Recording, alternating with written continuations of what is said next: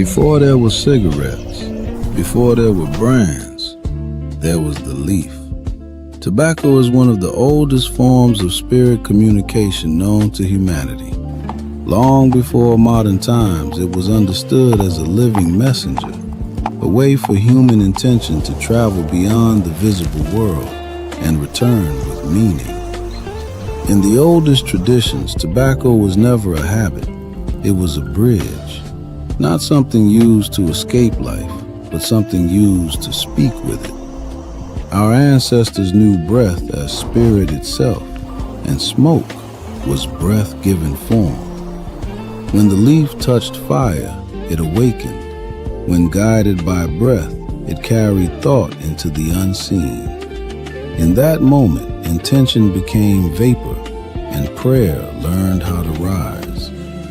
It was never about getting high. It was about clarity, connection, making the invisible visible. That's the memory the leaf still carries. Radio cigars. Radio cigar. Radio cigar. Radio cigar.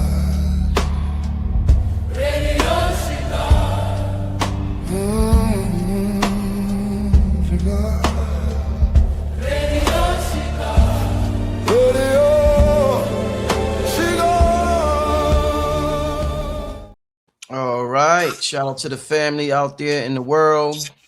See, we got somebody from Dominican Republic. Shout out to the Dominican Republic and everybody wherever you at in the world. All right, gonna have a great show today. As you could, did y'all see the picture today? The flyer for the show. I got that from this brother right here, man. Y'all seen him a couple of years on the platform, making his return. I want to take this time to welcome back to the platform the one, the only Alkebulan 44. Welcome back, Alkebulan. Peace, brother. How you doing, man? Hey, man, I'm doing great. Today was a great day in particular.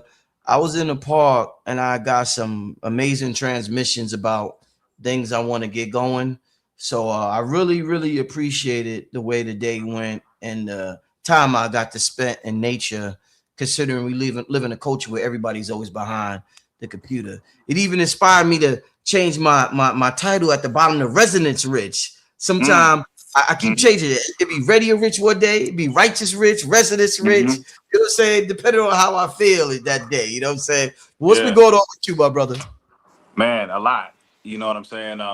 For me, the last couple of years, I took I wouldn't say a hiatus per se, but you know, it was important for me to do a lot of self-work. You know what I'm saying? And I feel like that's what I advocate a lot more. Yeah. Specifically meditation, which we'll touch on. But you know, I went through an experience. You know, I started getting into the plant technology.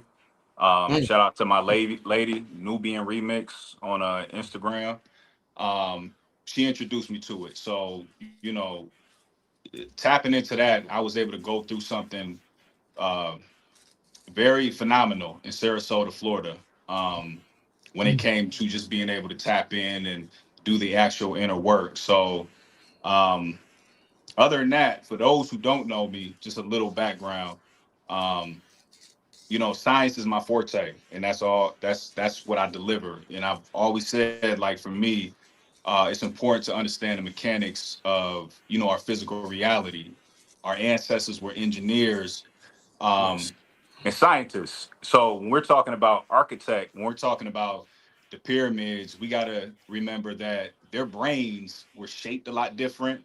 They internalized information a lot different. They were under a different influence of stars. So I'm always looking through the eyes of them. And by trade, I'm an engineer. So science has always just been my thing. And actually mechanically demonstrating something, whether it's through computers, whether it's through robotics, that's what my passion is. So moving into this space in metaphysics and applying the science, I feel like it's the perfect segue and a perfect juxtaposition, because it gives us, again, the ability to understand not only our physical bodies and the nature of reality, but also to be able to take prominence over the highest form of technology, which is the body and the mind. You Mhm. know, so we're gonna touch on it a lot. We got a lot to talk about. Yo, real quick, what plant medicines your girl put you on to? What was you messing with? The shrooms. The shrooms. Okay, okay, The okay, okay. shrooms, yeah, the shrooms. Yeah, I encourage everybody to tap in. You know, I was reluctant at first, Mm. just like I'm sure a lot of people are, because my experience for the first time when I took them, and I tell everybody, I literally cried for like an hour straight. And Mm. I realized what it did is it forced me to face myself and a lot of guilt that I was holding.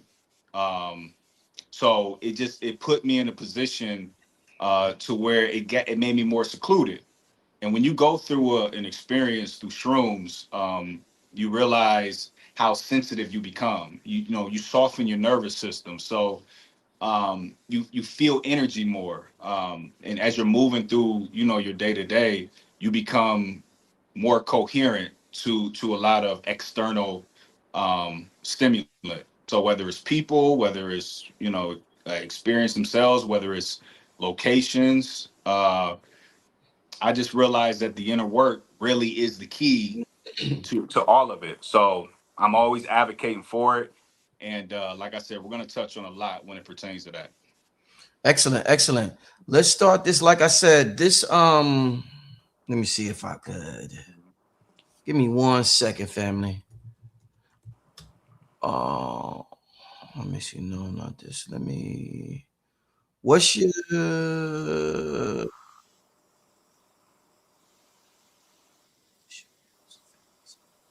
right, I'm gonna show it in a second, but in the meantime, what was your inspiration, Alkebulan, behind, as I pull this up, behind this concept of the motherboard Hmm. and the image that you created with the mother and her son? They look like they're inside of a computer chip. You see the circuits and all of that. Like it it resonates with it resonated with my DNA. And I'm sure Hmm. everyone that's seen it, it resonated with their DNA. But when I see myself, using this as a cover. So what was your inspiration and what is this concept, the motherboard, how keep while Yeah, so let's because it's interesting. You had called me the day they shut down CERN, June 29th, mm, um, which was ironic, you know. And currently we're in the conjunction of the sun and Sirius, so we're in a lot of prominent energy as of right now. So going back to CERN, you know, that's the topic of conversation. Um, you know, and for people who don't know, you know, DARPA created the internet, but they created the internet for CERN specifically. Um, I didn't and know so, that. Yeah, I didn't know that. yeah, so if we start out with a guy named John J. McCloy, right? So he was a post-war power broker, and he's responsible for basically putting up the political conditions for CERN to be what it is today. A lot of people don't know that CERN is a sovereign international entity, which means they have their own diplomatic immunity. So no national courts over here in America has a say so on CERN, so they can shut it off, shut it on. And that was set up by a guy named John J. McCloy. He was a lawyer back in the early 1900s, and he was a head and a commissioner of the European International Studies of Nuclear Reactors. So you know, it's interesting because when you look at that concept, then you realize that damn, well, America really they don't have any jurisdiction on this machine, mind you. There's talks of China duplicating the machine, talks of Russia duplicating the machine, but this machine is over by Geneva. So this guy who I'm speaking about set up this diplomatic immunity, sovereign status for this international uh, machine, and what he did was he briefed not seven, not 70, not 700, but 7,000 Nazis who then eventually became the CIA. So he was the one who signed off on this and made this an instrumental technology based on studying the Soviet Union, but also understanding the German technology that was prevalent overseas. So Th- um, That's why this sign look like the SWAT sticker. that's a big piece of it. And if you look at it, and we'll talk about it, but if you look at the specific sign itself, that sign, obviously, as we know, is very ancient. The swastika, that's the logo for CERN, but the swastika itself deals with a clockwise and counterclockwise rotation, which is torsion, which CERN is operating on. It's operating on torsion, which is denotes a twisting. So, in other words, well, let's get on the symbol. Let's talk about the symbol real quick, because a Mm-hmm. lot of people they see this symbol and a lot of them denote it to 666. Mm-hmm. Um, but as I was doing further studying, and of course, when you talk about this technology, you always got to reference the ancestors. That logo actually represents the original Ened, or the original 9 primordial deities in ancient Kemet. They talked about this story in the temple of Heliopolis in ancient Kemet, dealing with the number 9. So when you understand the Ened, or the primordial beings, who the original 9, there were deviations of the one thing. So, of course, you know, the main scope on how everybody sees CERN is they study particle physics. Um, but their whole premise is really trying to understand how the primordial water works. So, you know, they're in the works of trying to collide particles and study and find the Higgs boson, which they can never find. And I'm going to talk about it because when you collide particles, you get explosions. Our ancestors dealt with when particles coming together, they congeal and constructively assemble with each other in order to curve space time. And that's another reason why you see the curves in the logo. But like I said, I don't want to deviate too much. We'll talk about that. So it's interesting because if you look at the logo from just an engineering perspective, there's a total of 5 machines that operate. So you have lines that are moving linear. That's the actual particle accelerator itself, and then you got 4 up under it until it gets to the Large Hadron Collider, which is the final output. Um, so you got counter rotating magnetic fields, and beyond just particle physics, what's happening is when they slam these particles together, it's producing billions of bits of data. Now, it's interesting because, like I said, the internet was created for CERN. So when these billions of bits of data are released, they have computer filters set up in a Large Hadron Collider who actually collect the data of the billions of uh, data that is produced through this explosion. So when these computers filter it, what they're doing is data analysis. So beyond particle physics, what this large amount of information, and just imagine they're doing this every hour. Just imagine they're doing this every hour, and then scale that to the magnitude of an entire year. That's a lot of information. And that's a Mm-hmm. lot of information that the computers are picking up. So when they filter all this information in these computers, what they do is siphon it and create data coordination. So they simulate algorithms, and then they take the information and they deliver it to scientists all across the world who study. Okay, so let's say, for example, one of the studies is, what is the effect of the sun on the people when it heats up? What is the effect of a weak magnetic field on the people? What is the effect of when people come in with certain bacteria? What does it do to the people? So they're studying beyond particle physics, because when you collide particles and generate billions of bits of data, you're talking about being able to see in the future.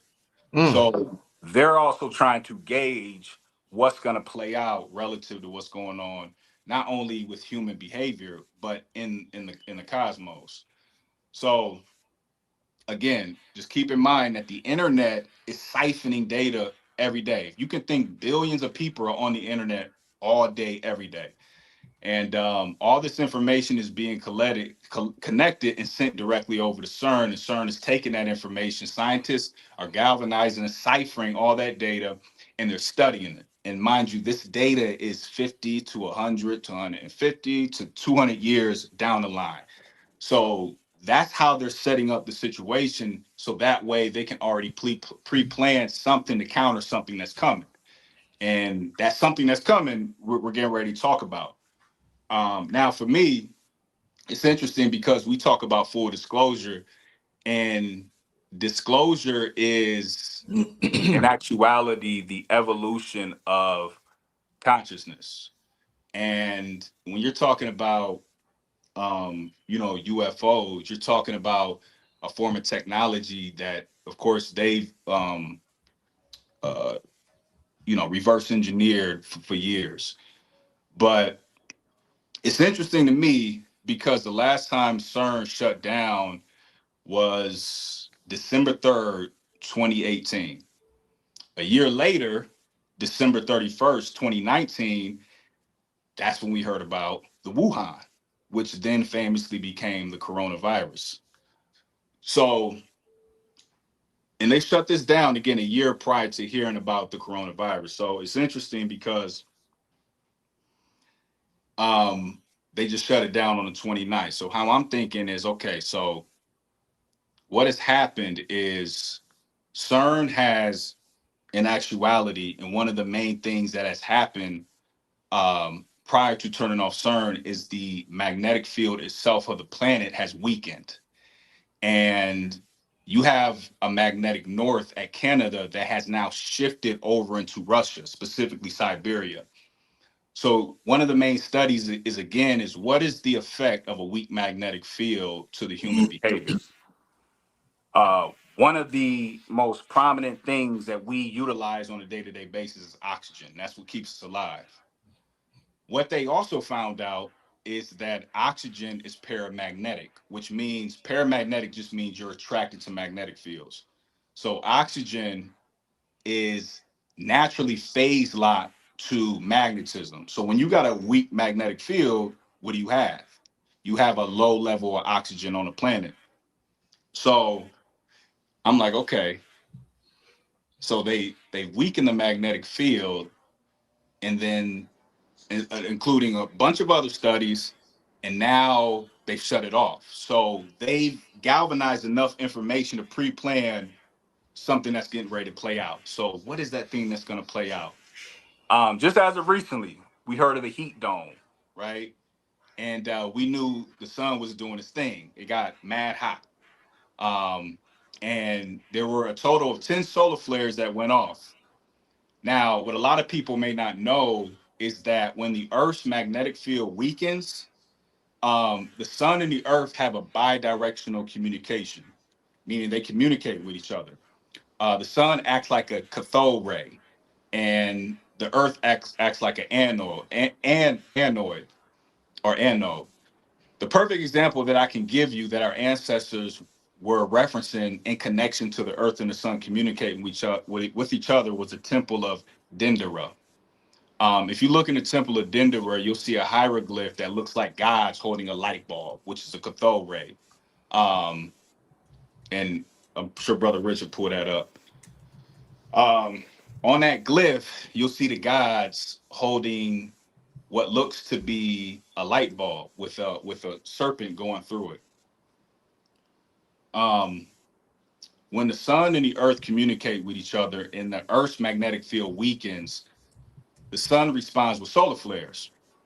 Because the point is for the sun to help stabilize the precessional wobble of the earth and orientate it back to its original station so that way it can continue to evolve into a higher state of consciousness, the earth itself as a living organism.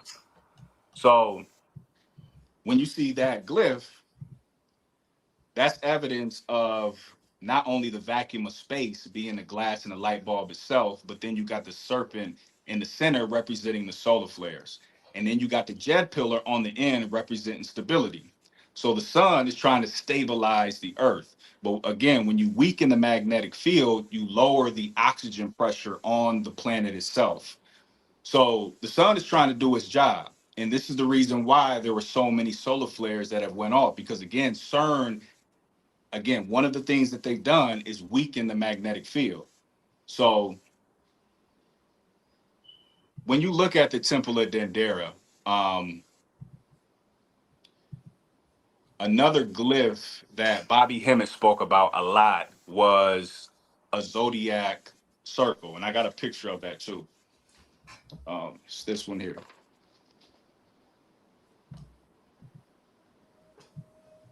It's here. So it's interesting to me. Uh, right across the hallway from the light bulb, or what I'm calling the light bulb, but it's a cathode ray. Right across the hall in that same temple, you have this zodiac wheel here. And now in the center, if you look at it, you notice there's a hippopotamus in the center. Mm-hmm. Now, according to Bobby Hemmett, the hippopotamus back then representing Draco. And then if you look at the glyph, the hippopotamus is actually giving birth to a dog, which is Soot, which is the dog star Sirius. So July 7th today is. July 4th is when we recognize Sirius, our people. From the 4th to the 7th, the sun is in conjunction with Sirius. Um, in that same temple, if you notice, I got it on the back page. In that same temple, you have what you call a horizontal zodiac. Now, this zodiac here represents astronomy.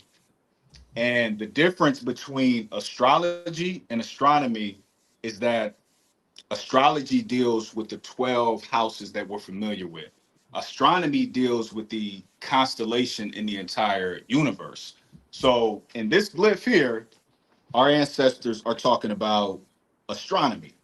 They're talking about the entire star system in the universe itself. When you turn on the back, you got, and this is just half of the glyph itself. It's a long horizontal glyph that's also portraying the zodiacs, but I got a piece of it here. You notice on this same glyph that you have a ferry boat. So, what was our ancestors talking about when they were talking about a ferry boat? And what does a ferry boat have to do with the stars? Because, mind you, again, our main sun is trying to orientate our Earth back to its original precession so it can continue to evolve around not only the 12 stars or not only the 12 constellation, but higher star systems. So the planet is trying to evolve from a third dimensional reality to more of a fourth dimensional reality. Um, Now, what's also interesting is when you have solar flares come in contact with a magnetic field, our planet's magnetic field, you generate an electrical charge, and that electrical charge then sets up the Schumann resonance. So a lot of reels have been going around on social media about the spike of the Schumann resonance. And what the Schumann resonance is basically, it's a standing wave that sits in between the ionosphere and the surface of the Earth.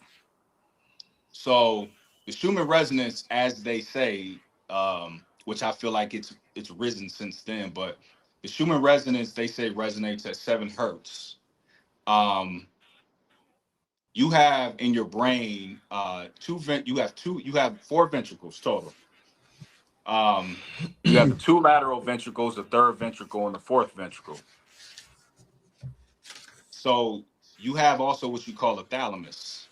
And if you were to take a EKG, you would also see that the ventricles and the thalamus specifically resonates at 7 hertz.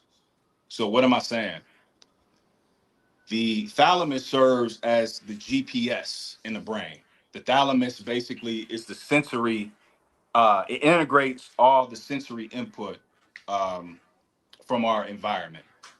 Um, so if that's the GPS and we're naturally phase locked to the Schumann resonance, then that gives us then the perspective that we are somehow tied into this this event that's playing out.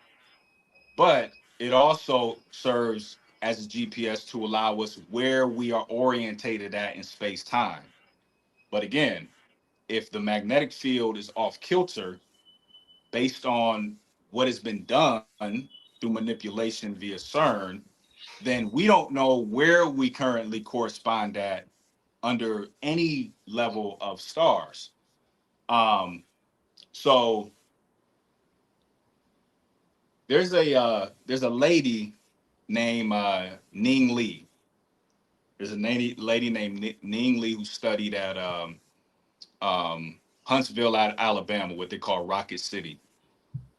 Ning Lee, and they actually unalived her, unfortunately, because she came out with a certain level of information that was super prominent. And then to offshoot that, she created a superconductor that was able to generate gravitational waves. And to give the family a visual of what gravitational waves are, it's like if you drop a pebble into a pond and you see the ripples.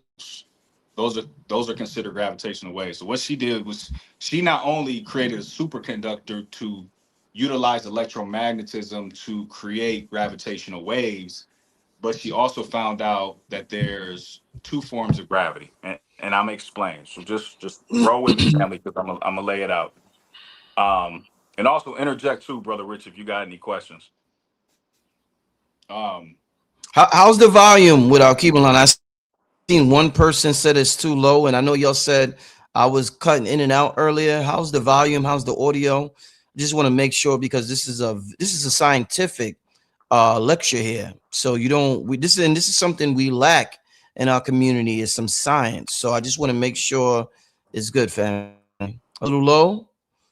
Is there check. any Can you way hear you me? could turn your volume up just a little more? Okay, I don't want it to distort. Some Let me people see. saying it's good. I know some people's computer may not be Yeah, you know. I got it at the loudest sit. Okay, all right. Yeah, every a lot of people saying it's perfect. All right, go ahead, brother. I just want to make sure. Go ahead, brother. Okay. So back to this lady named Ning Lee who studied at Huntsville, Alabama, known as Rocket City, where ironically enough, a lady named Amy Eskridge, which was one of the 12 scientists that was unalive, also studied at. Ning Lee, like I said, found out that there's two forms of gravity. There's a DC gravity and there's an AC gravity. So, and this is going to be important in reference to what we're rolling into. Um, so there's two forms of gravity, and like I said, if you can imagine gravity um, waves just being like ripples in a pond when you drop something in it, that's gravity waves. So what's the difference between the two, and why was she unalived? Um, DC gravity, and I'll break this down, family, so we can get it. DC gravity um, is based on the strength of the source of the magnetic field that it comes from. So DC gravity is what we're familiar with here on this planet. So if I throw something up and it comes down, that's DC Mhm. gravity. That's regular gravity. Or It stands for direct current. Is that what it stands for? direct Direct current. current. Correct. All right. Direct Okay. current. Then you got AC gravity. Now Mm-hmm. AC gravity is a lot stronger. AC gravity travels farther. AC gravity pushes harder. So AC gravity is based on a pulse-based system. So when I say pulse, what am I talking about specifically when I'm talking about a pulse? I'm talking about stars. So if you can imagine again those ripples happening in water when you drop something in, AC gravity is equivalent, but the only difference is if you can visually see what AC gravity is, AC gravity moves in the geometry of our caduceus. And that's the geometry not only of the caduceus but our DNA. That's AC gravity, which is stronger. So even when you see on the glyphs, you see the little, it looks like DNA. What they're talking about is electromagnetism, but what they're specifically talking about is AC gravity and its connection to our DNA based on the resonance because of the fact that AC gravity has a geometry that matches the DNA's geometry. Okay. So that's resonance. Okay. So what's interesting with that is there's another scientist that I want the family to really get into. And this is a guy who is from Sri Lanka, Indian descent. His name is Dr. Sandra. Oh, I even wrote it down because I don't want to butcher it. Dr. Sandra Wickramasinghe. Wickramasinghe. And he worked next to a guy named Fred Hoyle, Hoyel, first name Fred, Fred. Um, so they were doing a lot of studies back, I can't remember where he studied at, but this was in the early 1900s, around 1940, 1950. Indian descent guy. Him and his partner were doing a lot of research, and what they were researching specifically was cosmic dust. Um, and they were studying cosmic dust, and they seen that cosmic dust actually has the same spectrograph signature as bacteria. Mm, Now, to give interesting. you like a visual of what that looks like, if you can imagine like bubbles in the air and like a little bubble, like say if you're shooting like a bubble gun. Now imagine shining a light through that bubble and being able to see inside the bubble because of the refraction of the light. That's what they were doing with cosmic dust. So they were like, damn, why does bacteria have the same spectrograph signature as bacteria? They noticed that cosmic dust is also hollow. So like they're like, why is it hollow? There's ultraviolet light, infrared light penetrating through it. We can see it. It's hollow, but why is it hollow? Well, what they found out was cosmic dust isn't just hollow bubbles.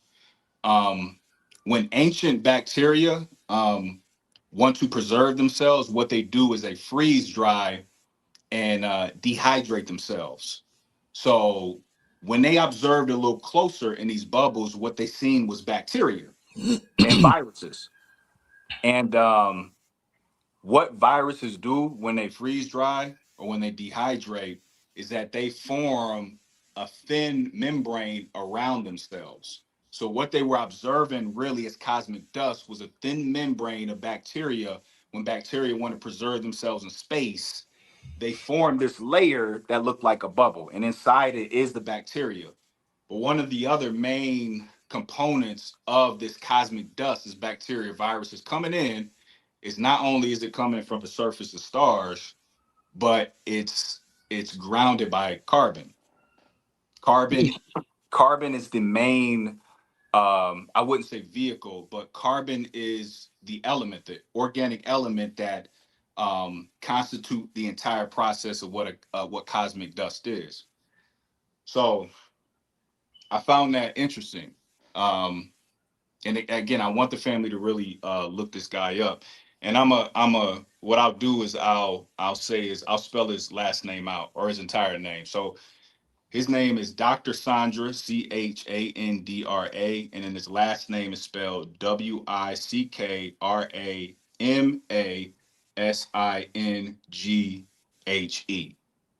That's his name. So he did the study, and what they called it originally the panspermia theory. The panspermia, basically bacteria and viruses coming from space, and that's what evolves our planet is bacteria and viruses. Because as we know, bacteria and viruses are coming with genetic markers. They're coming with genetic material. So he got deeper outside of just the surface of stars. He knew that okay, if the evolution of the planet is coming by way of space, um, contrary to popular belief, because nobody, was riding for him back in the day. Um, he was like, well, then comets have the same thing. Meteorites have the same thing. And wherever exists water, exists DNA. So these stars, these comets, these meteorites are letting off what we call cosmic dust, which is actually freeze dried, dehydrated bacteria that's attempting to preserve itself while in space until it reaches the planet. So I thought about it and I'm like, okay, so um, we talked about the coronavirus, and that came a year after they shut CERN down the first time, and then we were hit by it. And shout out to Blue as well. He was really pushing the corona rising back in 2020. Um, and it's interesting because Brother Panic used to talk about this all the time. He talked about specifically bacteriophage, lambda. What's the I was literally, what's the book Panic kept referencing? He Yeah, actually read it on, what book is that, by the lady Judy something? What's the yeah, name of that book? the ISIS thesis by Judy K. King. The ISIS thesis. Yeah. Yep. ISIS Okay. thesis. Yeah, Mm, and Aline Bay also referenced this a long time ago. A few mm. years ago, he was talking about beetle geese. Um, Yes. Yes. beetle Yes. geese dying off eventually and exploding. Right. And he was also talking about bacteria coming from beetle geese. Mm. So it's interesting because 2020, um, they told us to cover our mouths, they told us to wear gloves, and they told us to stay 6 feet away from each other. Um, and I don't want to deviate too far, but what I want to say is when you look back at the glyph on the ferry boats in the temple of Dendera that I was talking about here, I got a picture of it right here. Mm-hmm. What our ancestors were referring to as bacteria. Now, Western Egyptologists will qualify that as UFOs and spaceships. Our ancestors were talking about microbiology, Mm. specifically bacteria, viruses that are able to inject its DNA into our microbiome, specifically our E. coli, which Mm. is dealing with the gut. So when you look again at this ferry boat, you have now a different perspective. This ferry boat is not a craft in the sky. This ferry boat is actually cosmic dust, um, which is a bacteria that has formed a thin membrane around itself in order to preserve itself, so that way we can take that in. So if you go back to the Corona Rising in 2020, what was the objective? And what did CERN find out 50 to maybe 100 years prior to when they were running CERN that was going to happen in 2020? The coronavirus just isn't a term.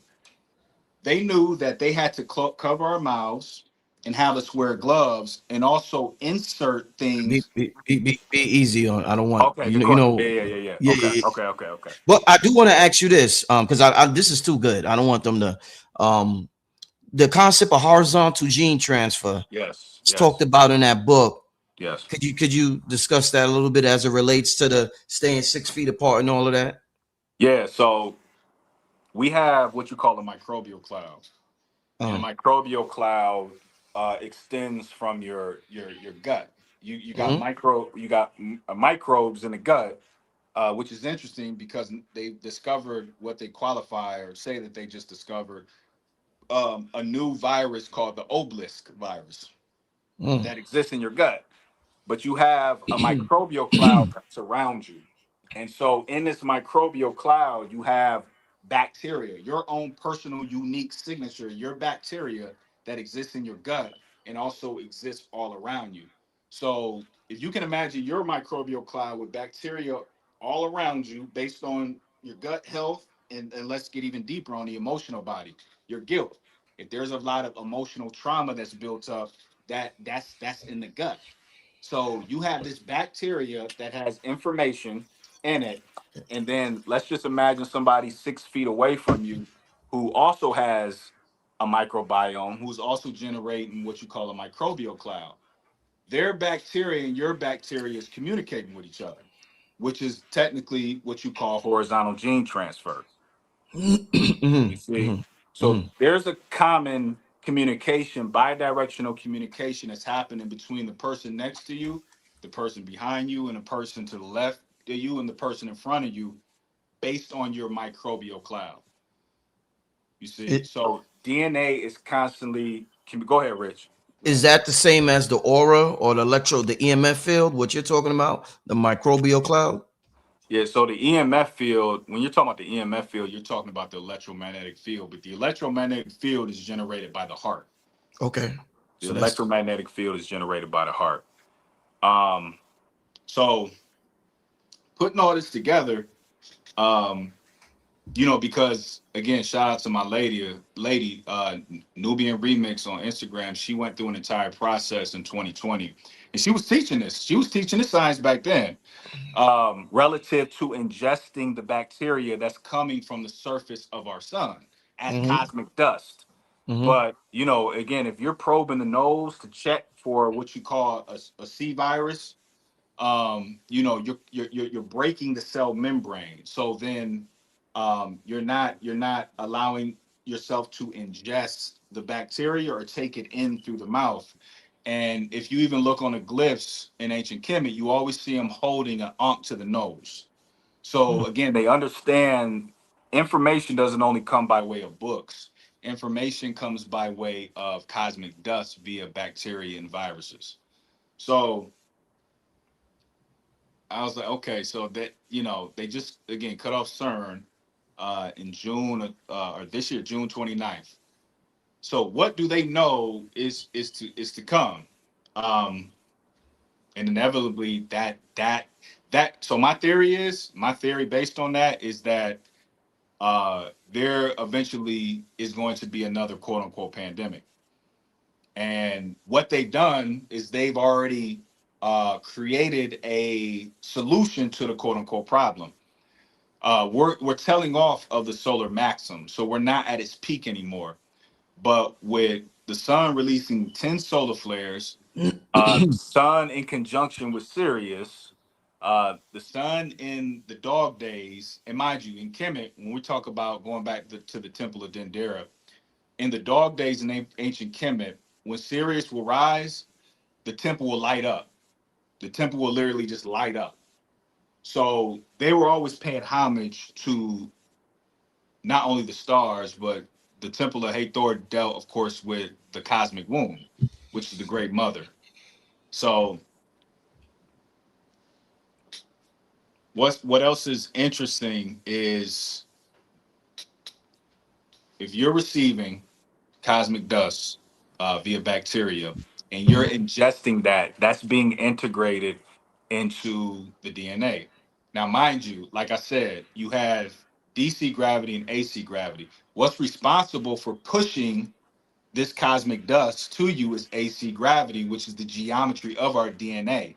AC gravity has to has that geometry to set up the proper resonance to self-reference itself to something in your body, which is the DNA. So if you're taking this in, then you have to understand, okay, so there's a there's something genetic happening. There's a genetic switch that's taking place. Um, and if we understand what DNA is, um, DNA, of course, is what we consider the shape of the caduceus. So you got the winding. mm-hmm, But DNA is a lot much more than that. mm-hmm, And see, this is again what they're afraid of telling us about DNA itself in conjunction to bacteria and genetic markers, genetic material. So DNA is what you call a phase conjugate mirror. And let me, I'm gonna give the family the Google definition of what phase conjugate mirror is, so they can understand. So, phase conjugate mirror is an advanced optical device that reflects light exactly back along its original path, effectively reversing both of its directions and phase. Unlike a standard mirror, it behaves like a time reverse reflector, automatically correcting for distortions and aberrations as the light retraces its route. So, DNA itself has an electromagnetic nature to it and an acoustic nature to it. So when I talk about electromagnetism, I'm talking about light. When I talk about acoustics, I'm talking about sound. So there's a sound to your DNA that resonates, and then DNA emits light. So if you can imagine the physical molecule itself being in a petri dish full of water, And if you can imagine that DNA vibrating and it's making a sound, but it's not only making a sound, it's generating light. Now, when this is happening, what comes out of that is a holographic nature of DNA. Mm, So the physical molecule is just secondary. There's a holographic nature called a chromosome quantum continuum that exists above DNA itself, that has all the information of the physical molecule that's laying in the petri dish. The petri dish in this case will be your cells. mm, So if you have DNA that acts like a phase conjugate mirror because of its acoustic and light properties and is generating a hologram, this hologram then has the capacity to teleport.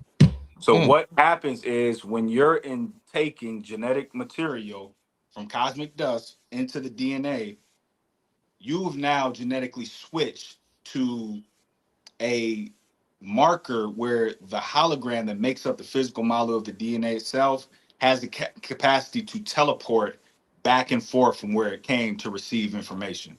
So if you can imagine DNA shooting straight out as the hologram and then coming back and retracing that exact path to reorder itself before it gets into the body, that's exactly what DNA is doing. And the Mayans refer to this as the Kuksansum. uh, the Kuksansum, and they believe was not only a silver cord, but they believe that it was our connection to the sun, through the sun back to the galactic center, which is the Great Mother.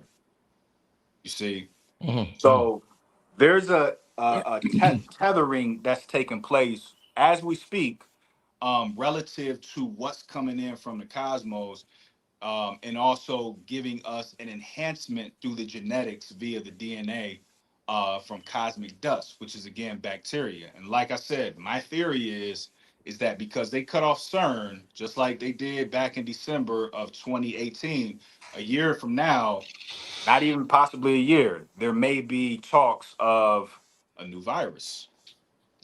But again, they've already had the solution to that quote unquote problem because they know exactly what's going on. Um, Now, you didn't.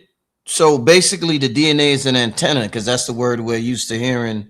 Okay, so it acts as an antenna. yeah, if you study a scientist named Luc Montagnier, he talks about teleporting the DNA. And a lot of people think about the physical molecule teleporting. No. The DNA itself, again, has the acoustic and light properties, which generates a hologram above it. The geometry of that hologram is a dodecahedron. A lot of family may know what a dodecahedron is, which is what's interesting because if you look at a soccer ball technically is a dodecahedron. It has pentagonal faces, which means five shapes, and it looks like a dodecahedron. So soccer is prominent right now as we speak, and there's a communication happening via the hologram that makes up the DNA from the dodecahedron. Now, I don't want to get too off course because if you pull up Rich for me, just the image or the geometry of a dodecahedron, so they can see um, what the I got a message from my lady said the volume is low. See if the volume is low, Rich. Let me scoot up. Yeah, you sound fine to me. A couple of people said that, but you sound fine to me. I think it depends on if you're listening on the phone. Okay. Yeah. So we're at like pull up the dodecahedron, brother Rich. Yeah, Um, because that'll give people a visual of when I say DNA has a holographic nature. That's the yeah. geometry of the hologram itself that possesses all the information of the DNA. That's teleporting. This right here. Yes, yes, Okay, yes, yes, okay. yes. And so um, one thing I want to now discuss is, well, if I understand that there's bacteriophage, if I understand there's bacteria, there's cosmic dust, uh, we're receiving information from the cosmos, then how do I, outside of having melanin, how do I take this information in? How do I integrate it? So Um, again, shout out to my ladies. Got me super duper heavy into meditation. Um, I drop the ball a lot of times. I wouldn't say I'm a everyday meditator, but she's really broken down the science for me to what meditation is. Um, there is there is a science that's called inertial mass reduction, and inertial mass reduction is what the 12 scientists were studying, the ones who were unalive. That's dealing with anti-gravity. So what inertial mass reduction is reducing the mass of an object. Simply put, it's reducing the mass of an object. There was a study done, and there's a paper that's written, and I'll give the family the name of the paper. The name of the paper is Anomalous Rate Weight Reduction on a Gyroscope's Right Rotations Around the Vertical Axes on the Earth. That's the title of the article itself. So they were playing with gyroscopes. Mind you, just keep in mind that the body itself is a gyroscope. And then I also talked about how the thalamus is the GPS in the brain, and it orientates itself based on the Schumann resonance and its connection to the magnetic field. So in this laboratory, um, they were using gyroscopes, and this was a magnetically shielded environment. So it wasn't being affected by the magnetic field itself. When they're studying gyroscopes, what they noticed is the gyroscopes would lose a lot of its mass based on the tilt toward the Earth's axis or away from the Earth's axis. It would either lose some of its mass and gain some of its mass. Mind you, this is a magnetically shielded environment. So in their mind, they're like, damn, like what's causing the gyroscopes to tilt either way? So outside of knowing that they were going against or away from the Earth's axis and losing or gaining some of its mass, they're recognizing later on down the road that inertial mass reduction has everything to do with the capacity to be able to cycle energy in and out of the body. So energy can be created nor destroyed. Yes, you're just basically cycling energy in and out the body in order for the body to lose some of its mass to fall upward, which is anti-gravity, and drop a lot of the emotional or trauma bodies. And that's what meditation is.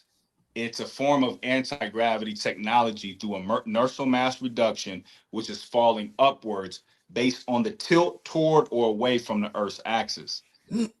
Now, what's interesting is as well when you get in a place of meditation, and this is what's being called for as of now, and this is what my main motivation was for the art of the art piece, the motherboard, because what the information that's coming through is encouraging us to go within the actual motherboard itself, to go inside the body through meditation. And like I told you, Rich, like a lot of people when they hear meditation, to them it's almost counterproductive because they got so much going on during the day.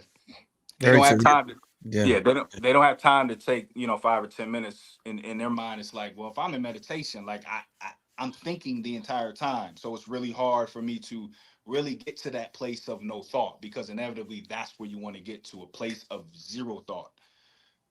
So the motherboard represents the inner board, the mother, the internal, the implosion, the feminine principle of going within the body. And there is a another scientific term I'm gonna throw out to the family, and I want the family to do their due diligence and really research this stuff. There is a place, I believe, out in Switzerland. It's called LIGO, LIGO. It's called LIGO, LIGO, longitudinal interferometry gravitational wave observatory. And what they do is they take lasers and cross them, and they notice at that intersection is able to detect gravitational waves. Um, So when you set up electromagnetic waves or light to create a condition in order for them to continue to cross like this, what eventually happens at that intersection is those lasers begin to fold and they begin to curve. And what they're seeing in a lot of the labs is when they do this demonstration, what comes out of that is the geometry of the caduceus. Mm. So they're recognizing that instead of smashing particles, which is what CERN is doing, they're bringing particles together to make love as opposed to fight. When you have particles come together and clash and fight, you get explosion. When you have particles come together and make love or self assemble with each other, you get constructive wave interference. And when you get these particles to come together and constructively embed with each other, you get so much of that going on, then you begin to fold space time. You begin to create a curvature in space time. So a lot of us are familiar with flat linear space time. Flat linear space time, for example, is getting up, going to work, coming home, putting on a TV or Netflix, eating food, taking the kids to school. That's linear flat space time. So, what our ancestors and what the Great Mother represents is the curvature of space time through self love. And self love comes by way of going within the body so you can create those conditions within your own electromagnetic field to constructively embed within itself in order for you to implode to experience that curvature of space time. When you talk about curvature of space time, that's what a lot of the UFO phenomena is about. Because UFOs, when you see them in the sky, plasma orbs, etc., they're operating on the curvature of space time. And this is how they're able to be in one place at 1 minute, and then boom, they're just gone. They're out of here because they're using and voiding the space around them in order to accelerate, technically faster than the speed of light. So Uh, what I'm saying is, what I'm saying is, meditation creates an implosion process, which is constructive wave interference. Scientifically, it's called phase conjugation. But what you're doing is you're cross referencing, which is called interferometry, which is wave mixing. You're mixing waves constructively to come together and make love. And when you get all of that happening, you begin to operate on the curvature of space time. And over time, the more you begin to meditate, what curvature in space time brings about is spiritual phenomena. So you may one day be meditating, after meditating, let's just say for 6 months straight, every day for 5 to 10 minutes, an ancestor will pop up in the corner and just disappear. Or you may be outside and you see a UFO in a craft, but then you tell somebody to come out the house and say, "Look, look, look, look, look up in the sky." All of a sudden, they don't. It's gone, and they're like, "What UFO?" So you begin to experience phenomena that are non-linear in nature, meaning they don't operate on flat space time. They operate on the curve, which is dealing with the concept of the Great Mother based on the cosmic womb serving as the curvature of space time. And thus, you'll be able to experience not only a level of self love through creating the conditions in the body, but you're also being able to see physically spiritual phenomena that otherwise you wouldn't be able to see. Hey, Now, wait, real quick, I'll keep along. When you yeah. talk about the curvature of space time and experiencing spiritual phenomena, is that and I like to take the science that may be complicated to people and Hmm. use examples that we could each identify See, with in modern life. So right. the curvature of space time and spiritual phenomena, is that what we see while with women with the curvature hips, they say, oh, Yes. you got childbearing hips. They Yes. say that Yes. the Hmm. more curve a woman has, the Hmm. easier it is to bring that spiritual phenomenon of a child into this world. Is Yes. would that be example of what you're talking about? That's exactly what I'm talking about. Okay. Wow, that's See, but, amazing. That's but amazing. what's interesting is we see the curvature of space time a lot. But what has been done is our brains have been hardwired on a more cardinal nature to observe the curvature of, let's just say, space time via women in a more lower uh, dimension away. Right. So we're naturally attracted to that The curvature. Yep. as men, but we don't see it as science. When you see Mm. the image of the Great Mother and she has Mm-hmm. all the flap Them and like hips. the Yeah, big and them breasts and the breasts. hips, that's the curvature of space time. That's the Great You know. Mother. So what's being put up today as the standard of women? It's the fake artificial curves. It's the fake Mm. artificial look. It's the I have to have the Mm. six pack. I have to, have the big breasts. I have to have the butt injections. Unbeknownst to them, that is an ancient scientific, non-local, cosmic concept relative to geometry, but because we are living in a system that's governed by a system that runs our television, runs our radio, runs our programs, our brain is then hardwired to operate on the flat space time as opposed to the curvature, and thus we're attracted to, as men, get aroused, and then the minute we see it, we want to release the same fluid that we are actually supposed to send up the spine to the crown. And that's why New York is so much more on the map as of today.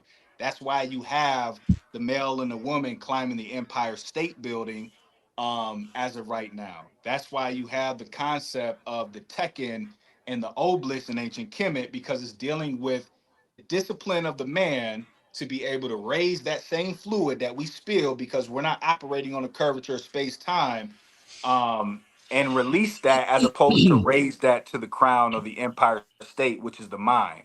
So the goal the goal is to, in the full disclosure, has nothing to do with extraterrestrials. It has nothing to do with UFOs. What full disclosure represents is being able to take the mind and put it in the heart through meditation, imploding through yourself to access the Great Mother, so that way you can have your initiatory experiences that you see on the hieroglyphs relative to the ancestors talking about microbiology. And that's what it's all about. That's coherence, right? That's Them the coherence. yeah, that's Coherence cool. is love. Yeah. Coherence is self-love. You know another thing, real quick, Don. This is family. Come on now, y'all. Tell me this is they like this get. Tell me this ain't. This is what we need in our community, family. This is some. This is up there. This is up there with the science family. Um, like I said, I want to bring certain examples to get your take on it. The Absolutely. the dodecahedron. I'd said this story before, maybe not to you, but to somebody else. The brother Polite. He Mhm. got a Yeah, yeah, yeah. got a sick mind, but the Yeah, yeah, brother's a yeah. genius. Yeah, yeah, yeah. I remember talking to him on the phone and him telling me he would manifest by visualizing what he want within the dodecahedron or Hmm. writing it within the dodecahedron. He would do magic with the dodecahedron with words. Yeah. Uh, could you go into that a little bit if you could? Yeah. So that specific shape itself, specifically the five platonic solids, are based on a certain ratio. And I'm sure we're all familiar with the term, the golden ratio. So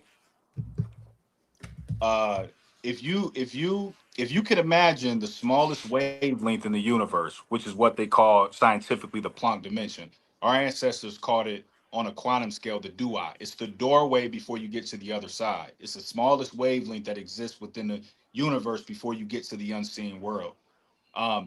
That's the Planck dimension. So if you take the Planck dimension and you multiply that by the golden ratio, what you get is compression, and that's what that dodecahedron represents, is a specific ratio multiplied to the duat in order to generate topological compression, meaning it's able to generate gravity or pull information into itself and sustain it and hold it. You see, so the Mm-hmm. dodecahedron is able to hold and sustain information because Yes. it's locked into what you call the Planck dimension, and it's multiplied by the golden ratio, which is the spiral that everybody sees. So if you can imagine, if you can imagine a Is it dodecahedron. is it the same thing as this? The melanin molecule? Yeah, the geometry is Yeah, everything. Yeah, the yeah. geometry is everything because the geometry denotes function. So when you have a specific geometry, you're able to hold more light than, let's just Got say, a you. square or a triangle. You Excellent, see. excellent. See, so yeah, yeah, that I mean, there's some truth to that. Yeah, like I said, because the dodecahedron is plugged into the smallest wavelength, in the smallest wavelength, everything we physically see is just a overtone of that wavelength. So if you can imagine the intelligence and the technology of that wavelength, knowing how to wave mix wave mixing create harmonics and overtones to then eventually create the physical reality. That's what we're dealing with. We're dealing with a technology that knows how to perform what you call interferometry, which is wave mixing or constructive wave mixing to create a reality. So the dodecahedron is plugged into that wavelength, and then again, when you multiply that by that spiral, the golden ratio, you get acceleration, you get gravity, you get compression, and um, you get the ability to hold and sustain information. Indeed, indeed. I want to ask you, real quick, Alkebulan, when I hear so much about DNA, you mentioned DNA a lot, that being a quantum antenna. I think about how a lot of the technology that we refer to, it may be body parts or it may be technology that we come up with, is copying nature or animals in nature. So when you look at the helicopter and you look at the dragonfly, you can see where they get certain inventions from or certain ideas from. Mhm. This DNA, which is a technology that was implanted in our body, um, it being an antenna, is there any relation? This may be a little weird, to ants, because the first three letters of antenna is ant. Is there any correlation the way the ants behave and they build each other like a ladder to do what they got to do? Is there any relation between antennas and ants? I mean, I would say so. I'm not one to leave nothing on the table. You know what I'm saying? Of course, I always look into words and why certain, even like bugs, for example, are named certain things. So Yeah, yeah, you yeah, got yeah. like ant, and then you got antenna, you got atin, you got. So for me, when I'm just kind of freestyling the thought as of right now, I look at ants and then I see, okay, ants have antennas. And I'm gonna go way left right here. And people may even agree or disagree with me. But they say, beings from Andromeda are ant in Right, nature, right, insectoid. So if right, you see ants have the antennas, you understand antennas are atin represented the sun or the solar disk in ancient Kemet. In Kemet, they would set up radio receivers and be able to receive point source radio waves to a point. And right. this is where laser technology comes in at. They were able to go inside the body uh, without actually cutting into it. They would use point source light or radiation in order to, let's just say, uh, unkink certain chemicals to get rid of the let's just say tumor, for example, or cancer, because again, everything is geometry. So if you understand everything is elements and a tumor is made up of basic elements, and you know how to unkink it, then you know that then a certain amount of light at a frequency, and you create a point source laser almost to hit that tumor, you can unkink those elements to get rid of the illness without actually cutting into the body, which is completely unnatural. And I remember Dr. Sabi saying, you know, the body doesn't have zippers, so it was never meant to be cut into. You see, so going back to what I was saying, that's to me when you say ants or antenna, they're focusing light somewhere in order to be able to create like a bridge or something like that, some form of intelligence. But yeah, that's plausible. That's a good analogy. Oh, keep it on. You referenced oxygen earlier. Does melanin create oxygen? Like if we're not getting oxygen from the trees, can our melanin? I heard somebody on TikTok say that. Does it create oxygen? Does melanin create melanin? Melanin. No, I Yeah, heard somebody on TikTok say that. That's why I'm asking you. yeah. Does it create oxygen? Yeah. But I wouldn't necessarily say melanin itself. So if you look at melanin, um, you got carbon, you got hydrogen, you got oxygen, and you got nitrogen. So melanin itself is made up of oxygen. Um, Even if you look at the term mitochondria, you got mitochondria. So you got CHON in that.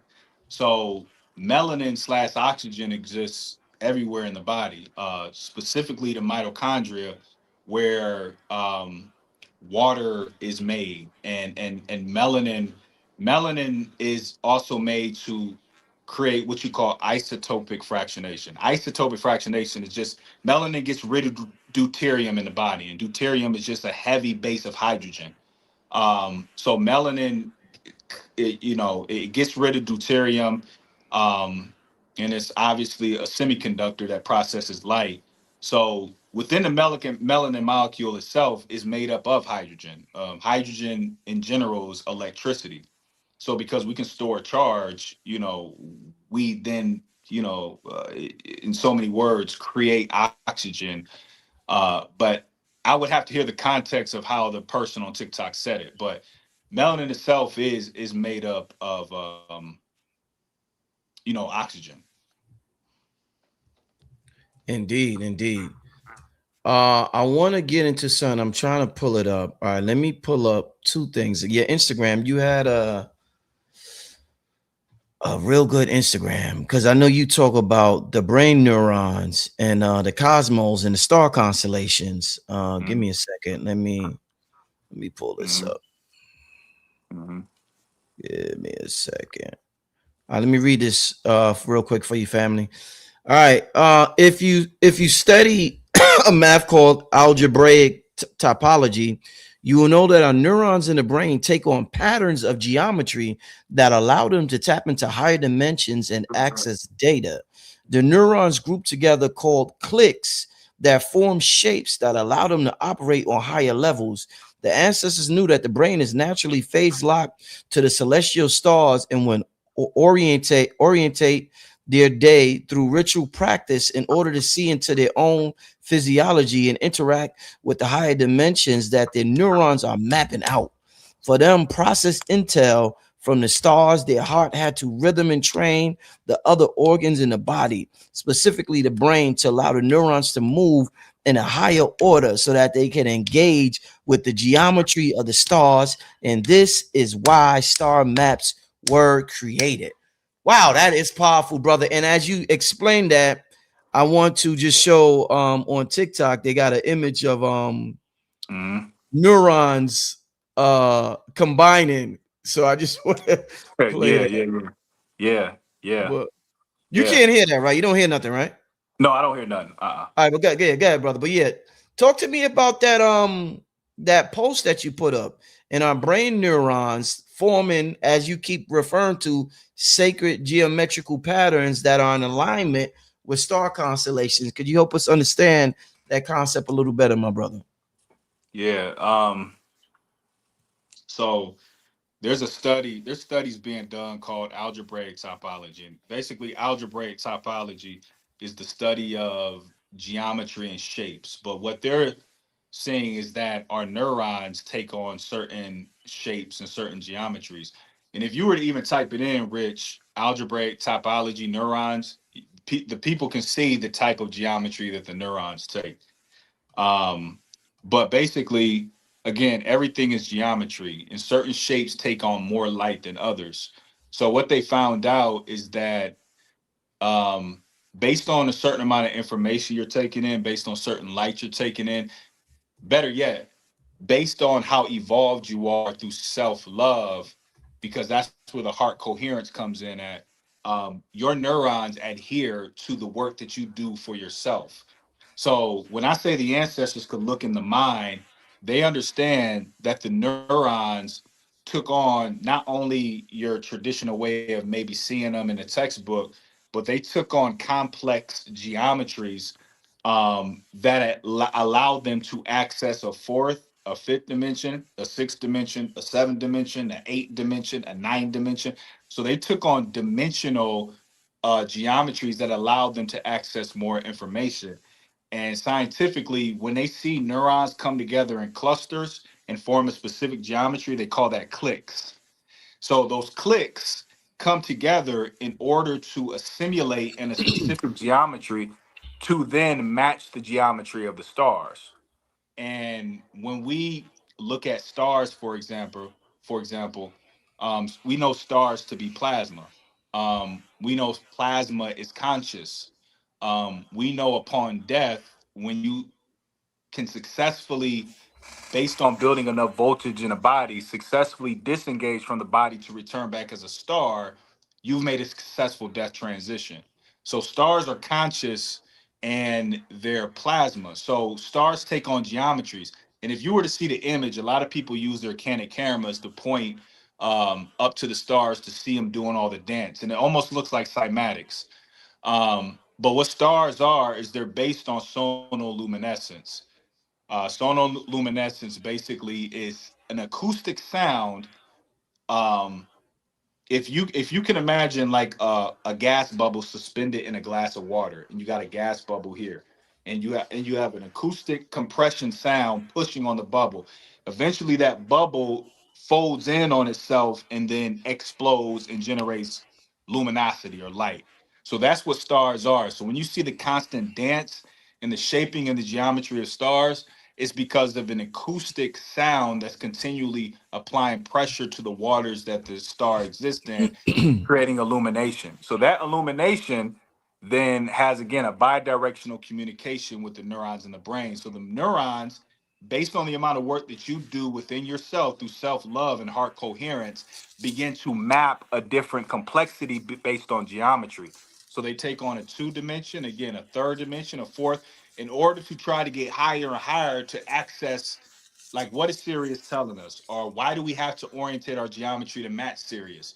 When you set up the right conditions and the geometry of the neurons match the geometry of Sirius, that sets up the resonance to receive the information. You see? So is that why, like, let's say it's me, you, Rod Hayes, Phil Mhm. Valentine, Billy Carson. Are we going to set up a certain geometry to match a certain star system? And maybe that's why they made it laws for groups of black people or cliques not to be together, because they always had a problem with us being together. They called it gangs or this or Mhm. that, and they made laws so that we couldn't group together. So do we form certain constellations when we get together and certain in certain cliques? Yeah, we do. But more importantly, Black codes, yeah, that's what black codes. Thank you, family. black codes. Yeah, that's what it's Um, called. The yeah. laws. So basically, yeah, I mean, naturally, because of our genetic disposition and because of our bodysuit. Again, we're made up of melanin as a semiconductor, highest form of technology. So naturally, we process light.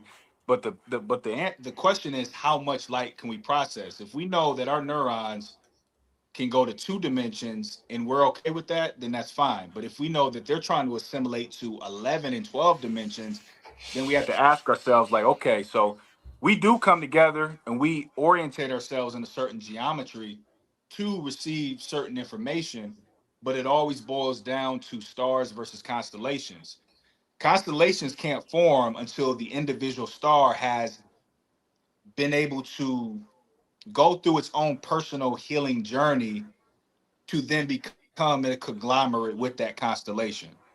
Mm, So, based on again the self work that's done through the implosion, which is what mm, stars do, they implode on themselves.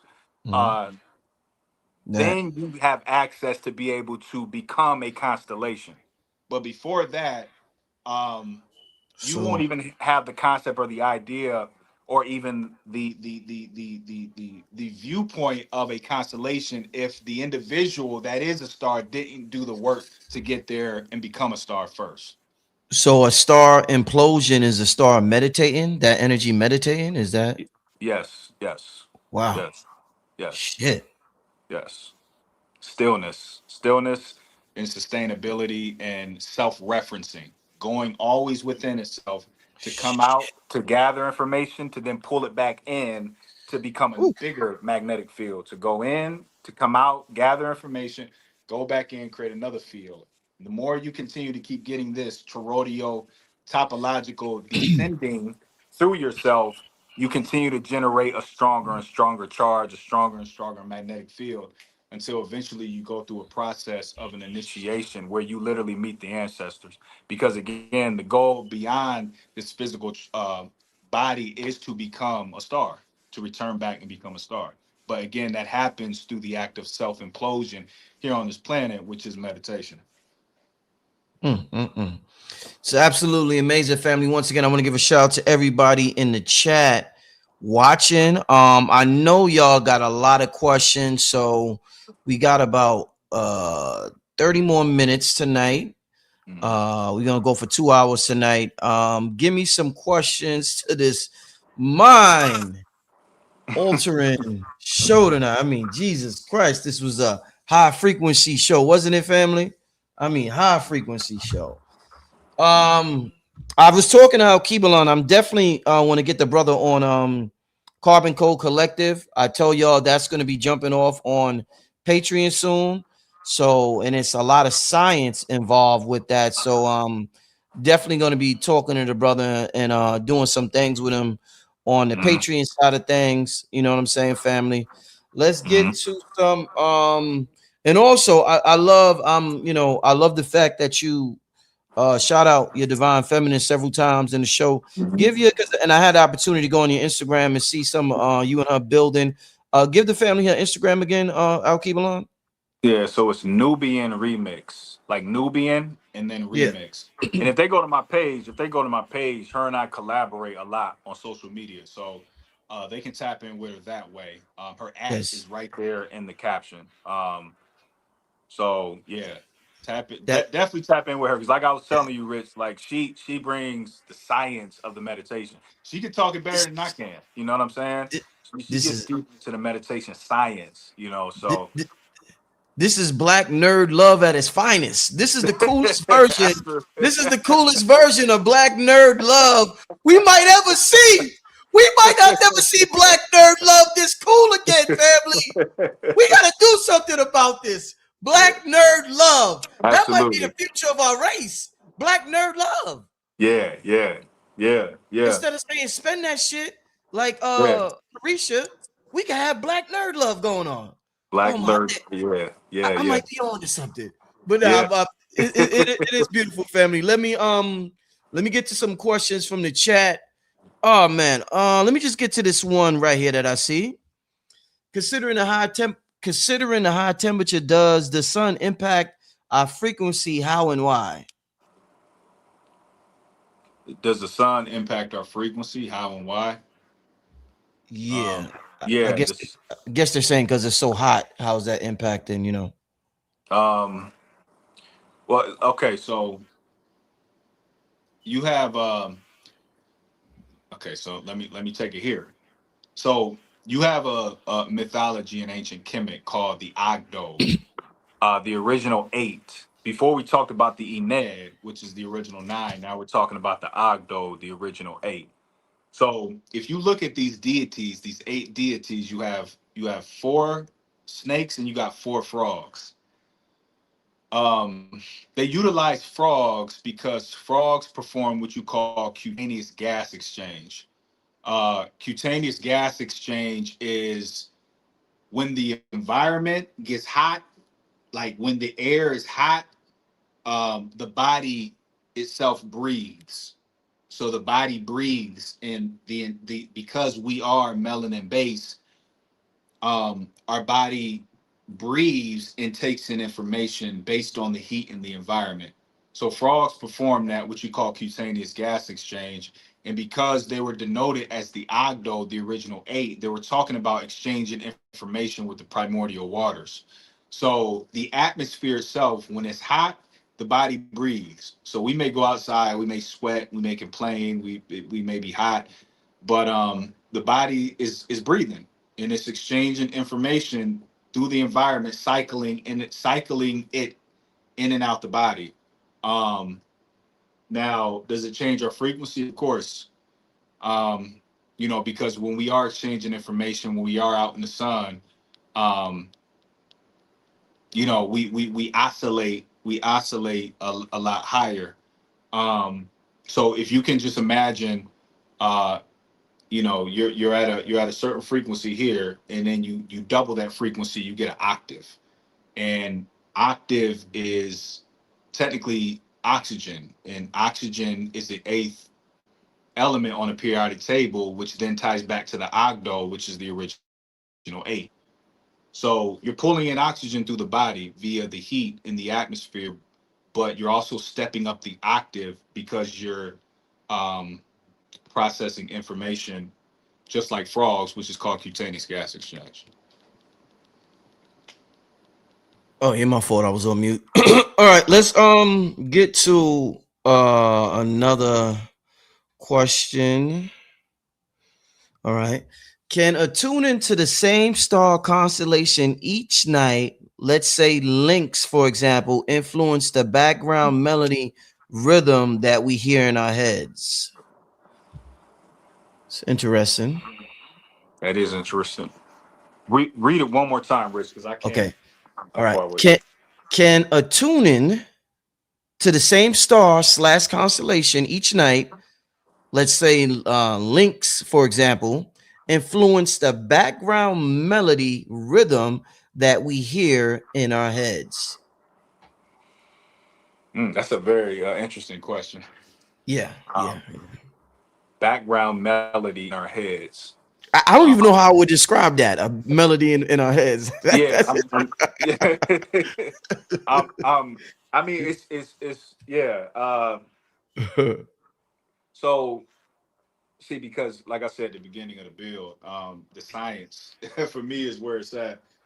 But I like to break it down for people to truly like understand it. So, um, the universe is always making a sound. That's maintaining and sustaining the universe itself. There's an acoustic sound wave they talk about in the Bible. At the beginning was the word. So at the beginning was the word, which denotes sound, which is what you call a longitudinal wave, which means a compression wave. So if you can imagine a slinky, and I push the slinky, and Mhm. it creates that compression all the way through it. That's what's happening every time we break the air when our vocal cords vibrate to create the disturbance in the air to generate sound. So it's a compression wave. It's called a longitudinal wave, which then manifests as light or matter. Mhm. So this sound is always taking place, and like we were talking about earlier, the Planck dimension, the smallest wavelength, which everything that you physically see is just an overtone of that wavelength. Um, that specific wavelength is making a sound, and the sound that it's making is a continuous humming sound. So if you could take that wavelength and send it over to an audio engineer, he would hear a continuous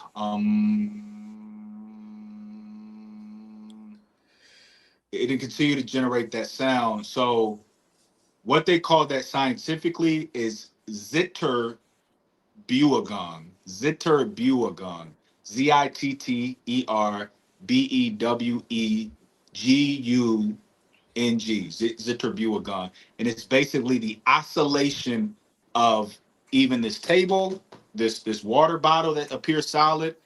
Everything in the universe, even physical, is creating what you call the Zitterbuergung, which is the humming or the oscillation that's maintaining the integrity of the entire universe and the sound of the universe.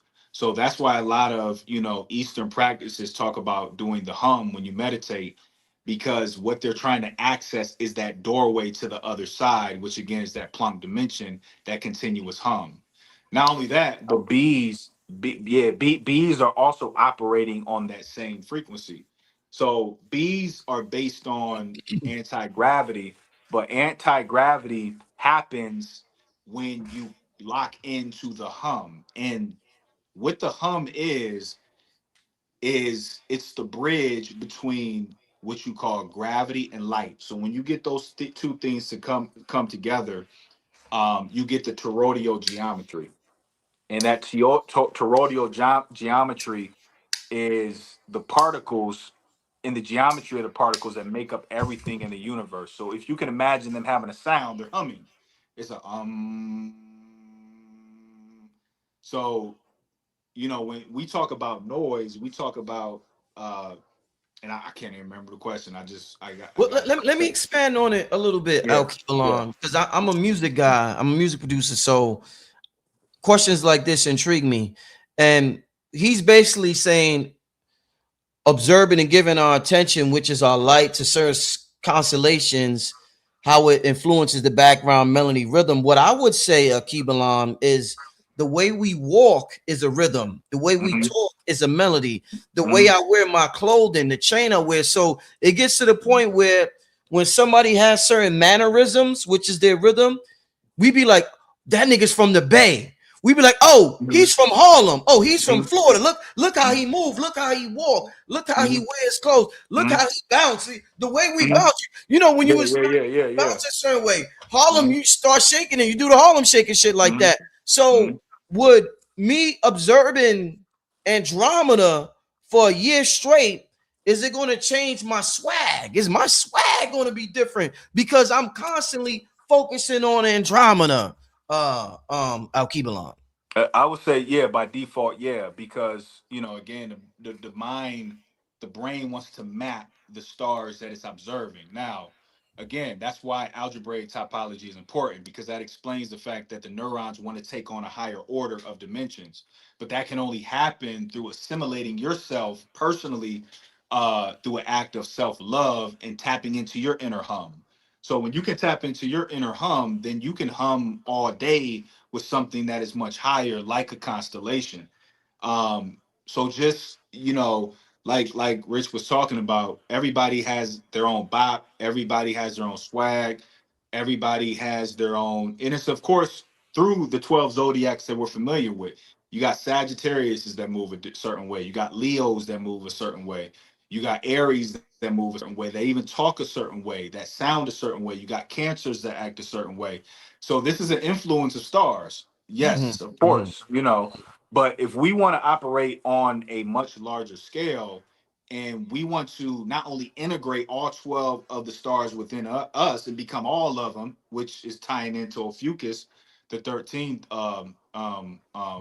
zodiac, which if you consider the 13, then you're now able to operate with different star systems. But there's a certain order that you have to move in first, and it can't be a situation because it can't be a situation where we think if we observe a star long enough, we'll start to receive information and operate through it. You got to start doing the self work first and assimilate your own personal through eliminating a lot of your blockages, maybe traumas, or it could be like emotional bodies, a lot of guilt, a lot of jealousy, basic untangible forces that we tend to kind of push to the side because we hear that our ancestors were king and queens, but those same king and queens understood that we operate on cosmic law. There's an order to this. There's a hierarchy to this. So Mhm. for you to able to have that that 1-2 step with Andromeda, you have to be able to two-step with yourself first. Woo! There you go. Mhm. Alkebulan, I had Robert Edward Grant. You heard of him before, right? Yes. Robert. Yeah. Yeah, so he was on the show before, and one of the things he said was that symbols are the QR code for the subconscious mind. So just by observing, and they always say symbols is the language of the universe. So just by observing a symbol, you unlock, or your subconscious opens up, I guess you would say, whatever a QR code does. What's your thoughts on that? That's a very interesting way to put it. Symbols are the QR code for the subconscious mind. Uh, yeah. Yeah. For sure. For Hmm. sure. And now it, everything is a symbol. Hmm. Um, Yeah. you know, uh, Now our ancestors were intelligent enough to create certain symbols. Everything is symbolic. Everything Hmm. is symbolic because the universe works off of what you call charge parity time reversal or charge parity inversion, which is called CPT symmetry, which means if you can imagine a big bang happening, but then as the big bang happens, it happens in reverse simultaneously. So there's a duality or an unseen reality that operates that we can't physically, assimilate. Um, so everything in our physical reality has a symbolic representation, and that's why it's so important to not see everything at face value because there's three, four, five, or six different languages being spoken to you at once. But this again goes back to the level of self work that you're doing to be able to simulate and integrate those sensory inputs that's coming to you. If you're watching a basketball game, do you just see it as a basketball game, or do you see it at a much higher level? Because again, there's a symmetrical relationship with everything in your physical reality and your experience. So everything is symbolic. It's all relative to how you perceive it, more or less, like he said, subconsciously, because our subconscious already knows what's up. You know what I'm saying? Our subconscious already knows. Oh, I'm looking at a basketball game, but I see five or six or seven different things being said. You Right, see? right. So yeah, it's all about being able to see that, integrate it, and bring it to your conscious mind, so that way you can see it for what it really is, as opposed to a form of entertainment. Meditation is something that's hard for a lot of us. That's something that I need to improve on as well. The stillness aspect, sitting still, and really just going within. Um, what I want to ask is that I really, and I'm gonna reference this temple. What is this right here? These damn ads that be coming up. Hold on, family. Hmm. What I want to reference is we was talking about the Temple of Dendera earlier, Alkebulan, and if Hmm. you look at the picture, there's like two, I guess a man and a woman on their knees and they're holding hands, right? Hmm. And I know when we go to the gym, Alkebulan, and when you work out in the gym, your energy is amplified when you're in a group of people, or if you're with more than one person. If you're by yourself, you might be able to do 200 push-ups. Now there's five people around. Now you could do 1,000 push-ups, and you like, where the hell did this energy come from out of nowhere? It happens all the time when in the group. I rarely hear people talk about meditating with another person. So I'm curious if we get that effect in the gym, what's the effect if Alkebulan, his lady, Brother Rich and his lady, or whoever and they lady hold hands and meditate? Is it going to be that much more amplified the same way it is in the gym, Alkebulan, when we work out with a group? Yeah, you become much more powerful than even CERN, because CERN's magnetic field is 15 times stronger than the Earth's magnetic field. So that's why Mm, CERN can do what it does to even the sun and the Earth. Now, right. if you get two couples who are coherent in themselves and Yeah. done the work in healing Yeah. and have an authentic nature to themselves through an act of self-love, and they know that to themselves and they come together, you become unstoppable beyond a physical workout, Mm, because a lot of people work out for vanity's sake. yeah. It doesn't serve a purpose but the physical body. Right. But when you have a couple who have came together to actually heal the other bodies, which is the emotional, the spiritual, the other bodies that you're compartmentalized of, then you become more powerful than CERN, because when you have that balance, when you have the masculine and feminine principle, you have what you call the conjugate geometry of the universe. You have the yin and yang symbol. That is the conjugate geometry of the universe. You have the clockwise, Yeah. counterclockwise geometry. You have force and motion versus inertia and acceleration. You have two things working simultaneously to self sustain not only the relationship, but self sustain themselves as individuals. And going back to stars, stars perform that same rotation. They're based on torsion or twisting. So when you apply torsion to the vacuum of space, you begin to fold and bend time, and then you can operate on the curvature of space time. So this is the technology. When you have the two couples come together in the balance of the masculine and feminine, you're dealing with two conjugate forces that are operating simultaneously, that's able to bend time and move on a reverse timeline, which is called neg entropy as opposed to entropy. Entropy is forward moving timeline. Neg entropy is moving in reverse on a backwards moving timeline. So that's way more powerful than any type of weight that you can ever lift. It's more powerful than CERN itself, and CERN knows this. So that's why love and self-love isn't promoted like it is, because if it was, you wouldn't have anything called a CERN. You wouldn't have anything called the internet. You wouldn't have anything called Monday, Tuesday, Wednesday. You wouldn't have anything called jobs. You wouldn't have anything called fiat currency. You would have just is. You would have the ultimate primordial source that exists. And if you can have the capacity to self-create and bend time, you can create your reality at will. And that's the end goal for the two couples to come together, to not only do that, but to immortalize each other, so that way they ascend and also can be a couple in the next dimension when they pass on.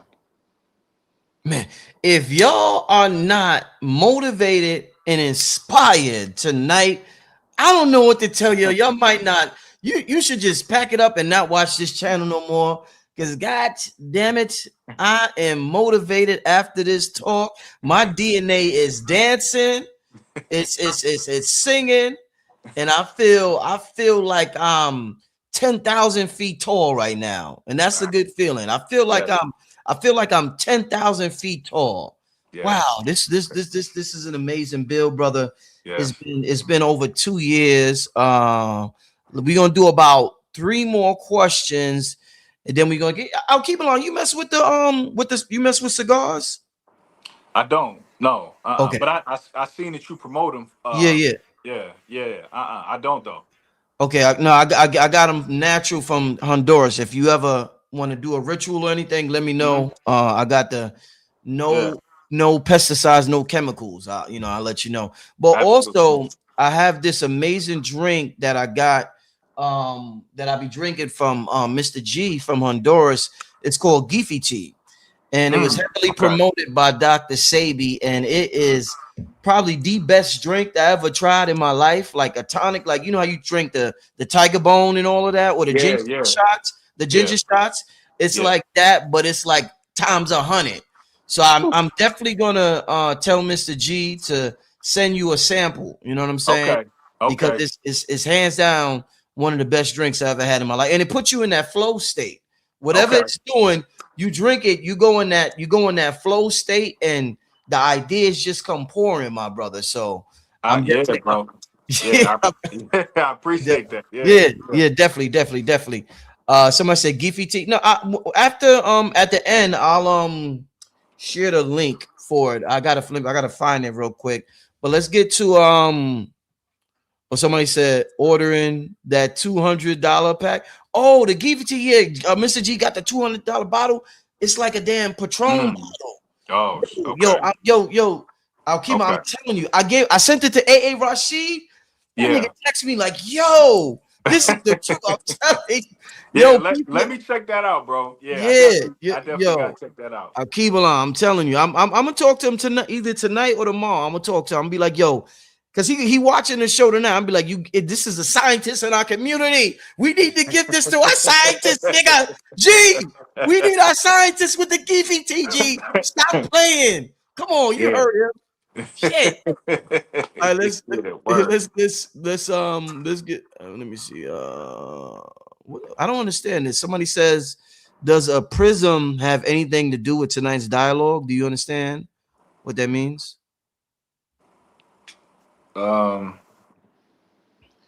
Yeah, I mean, if they ask it different, then maybe, but yeah, I mean, I would say a prism, that the entire conversation was based on a prism. Okay. Yeah, kind of. Oh, let me ask Dave a question. All right, Dave wants to know, what's up, Dave? If consciousness expands, how would we know the difference between perception and projection? If consciousness expands, how we know the difference between perception and projection? Okay, so isn't it a mirror? Is it a mirror, or are they one and the same, or no? Are you asking me? Yeah. Are they one and the same? Like my perception and my projection, are they one and the same? Like, no. Yeah, yeah, to a certain extent, I would say, but I want to clarify something Okay. with Okay. a part of the question. So the idea of the universe, consciousness expanding.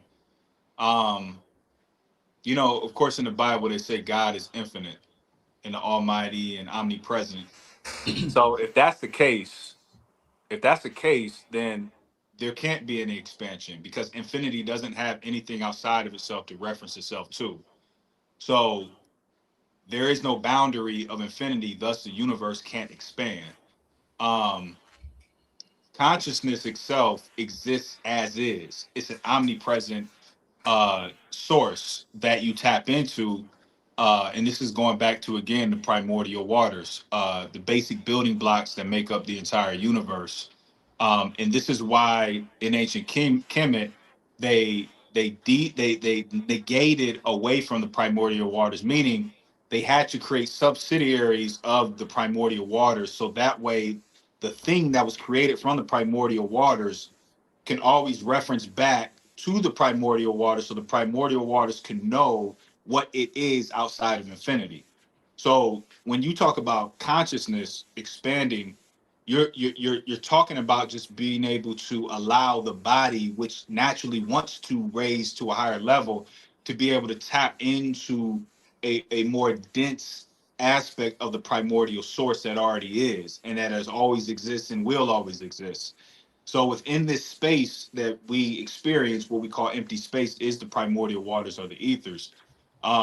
And to be able to tap into it, um, again, you're just tapping into a large pool of information. Um, so the act of projecting is more or less um, the act of being able to reach a larger, and I don't know what angle we came with when it came to projection or perception. I'm assuming projection he's talking about like projecting like yourself as far as like your emotional body, or or you're talking about like somebody's projecting on you based on, I don't know what he means by projecting in that context. But projecting in the context that I'm talking about is in reference to being able to access a larger amount of information based on your own disposition. Perception is just the capacity to be able to observe. Uh, Again, going back to the idea that everything is symbolic, being able to perceive something outside of what's at face value. Because when you create the perception and you perceive something the way you denote it to be based on your level of intelligence, you collapse the wave. You've turned that straight line into a curve, and it begins to fold and then spiral and then collect energy until it crystallizes into matter. So perception collapses the wave. Perception puts a stress in the ethers, in the primordial waters, in order to compress, to then generate a physical phenomena based on your perception on whatever you're perceiving. But we live in a cesspool of information that we can't physically see. And your projection is based on how much of that information you can access, and your perception is based on the amount of information you can access. Now, through projection, how do you perceive it? And thus, what do you want to get out of perceiving that, which becomes eventually physical, if that makes sense? Indeed. We're gonna hold up. Uh, we're gonna do this last question. Mhm. I am seeing shadows. Feel someone next to me. Does anyone else notice that? Um, I would have to. The next question I would ask is like, how does that person feel with those when those shadows are around them, or when they're feeling a presence or energy around them? That will be my next question to the person. Because you can have benevolent or you can have malicious um, things that are around you that you don't feel too comfortable about. So to me, the question is kind of vague. I would have to know basically how the person feels when they're having these experiences. And if they feel pleasant and they feel good, they feel like they're inviting. Uh, not 9 times out of 10, that'll tell me the type of person or who the type of person is. What type of person are you? What frequency do you hold?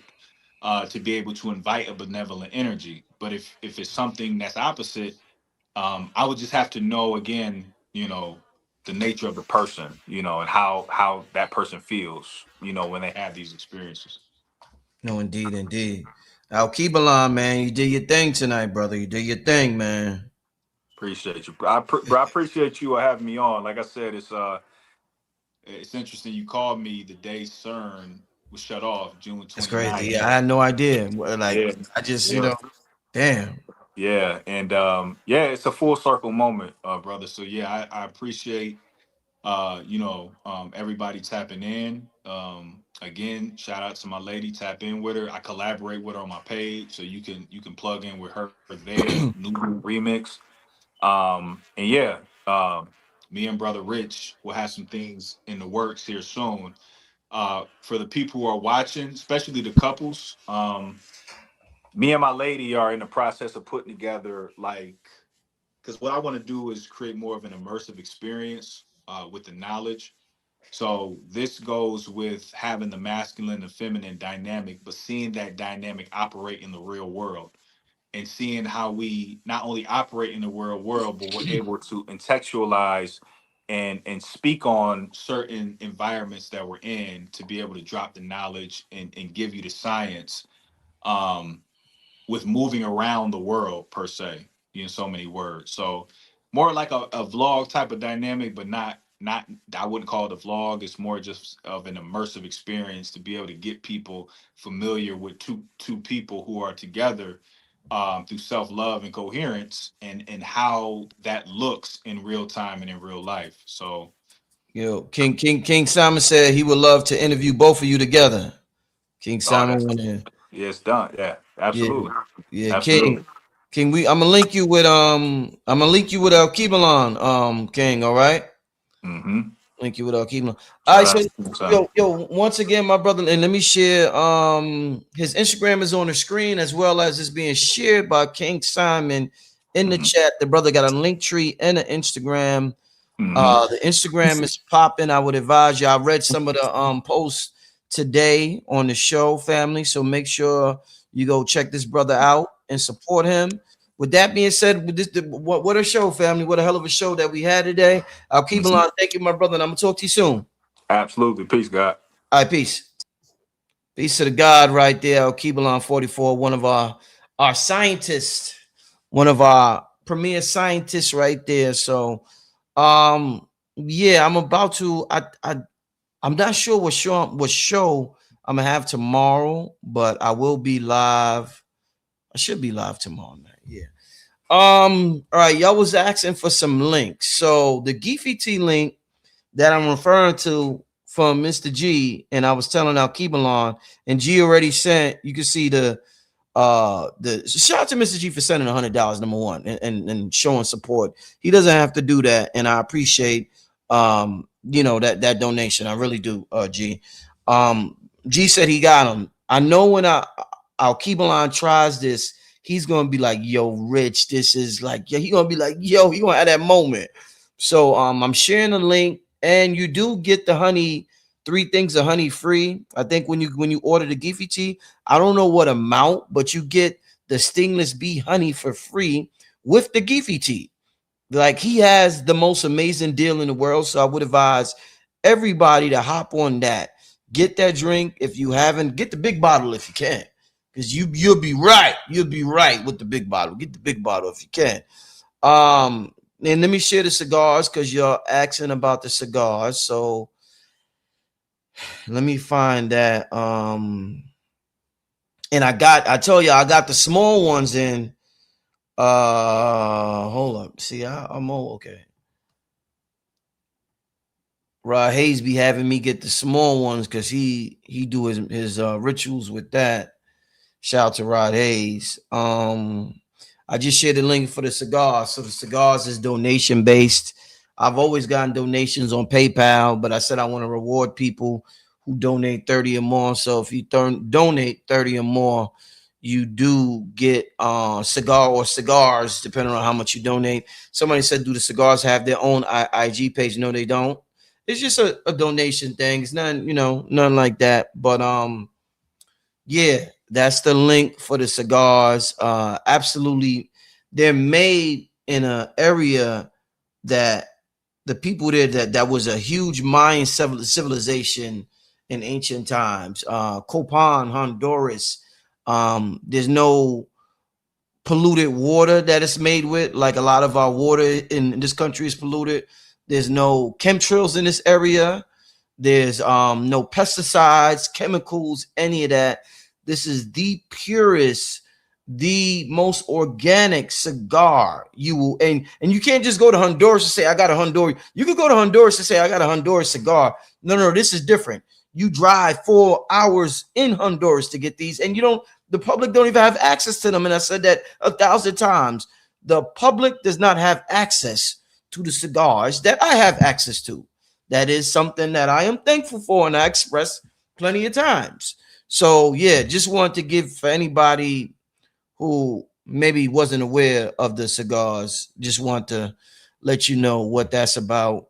Once again, the cigar donations is 30 or more. If you donate, I will gift you a cigar. Y'all see my name though, Resonance Rich. I'm Resonance Rich tonight. Remember when I did the show with Rod? I was Righteous Rich. I'm gonna be Radio Rich tomorrow. You know what I mean? I'm gonna be Radio Rich. Then I'm gonna be let me see. Got Radio, Righteous, Resonance.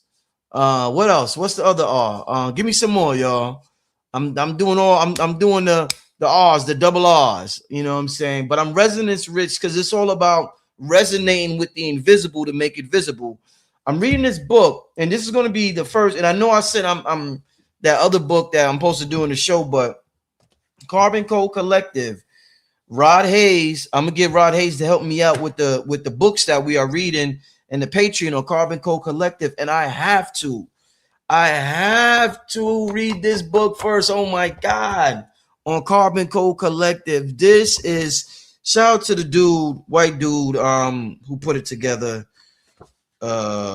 It's just as accurate thought. They sell this on the internet, and phenomenal book about the technology we call the human body. Which is an energy translator. It's like a step down device, a transformer. It's just amazing. I'm looking at it right now. It is absolutely amazing. It's like a power plant. Yeah, that's what they say. When a power plant generates electricity at extremely high voltages, the voltage is far too intense for the house. So it reaches your wall outlet. It passes through a series of transformers that reduce it at each stage until it arrives at a level your device can handle. Your body does the same thing with consciousness. The signal starts at a frequency too high for matter to express directly, so it moves through a series of biological systems in your body, each one stepping it down, converting it, translating it to something denser until it becomes a physical experience you can see, feel, and act upon.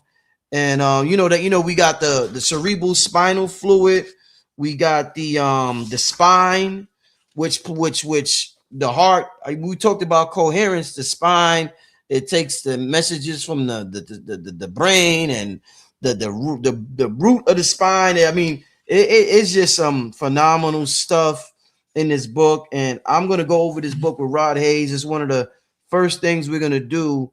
And it says the spine is the central conduit of the entire system. Yeah, this is one of the first books we're gonna go over, and I'm gonna tell the people when I gather everybody and I have everybody see who signed up and everything. This is going to be one of the first book. This is definitely going to be the first book that we go over to. Yeah, somebody said royalty rich, Reverend Rich. We can say Renaissance Rich. There we go. You know what I'm saying? I think those are my favorites. Those are my oh, Radionic Rich. How can I forget that? Radionic Rich. How can I forget that? Radionic Rich. Yeah, you could request the small ones with the donation. Let me share the cigar link once again. You definitely can. Just warning, I got a lot because I just went to Honduras 2 weeks ago. But when I run out, I can't send out no more small ones, but I do have them now. And I have a good amount of the small ones. So if you want the small ones, I tell you, I got them specifically because I know Rod Hayes requested them from me. And I meant to call him today and see if he got. They should have arrived by now. But yeah, just if you want them, and then I found out people like the smaller ones, so I just was like, okay, I got to get them again because I haven't had them in a little while.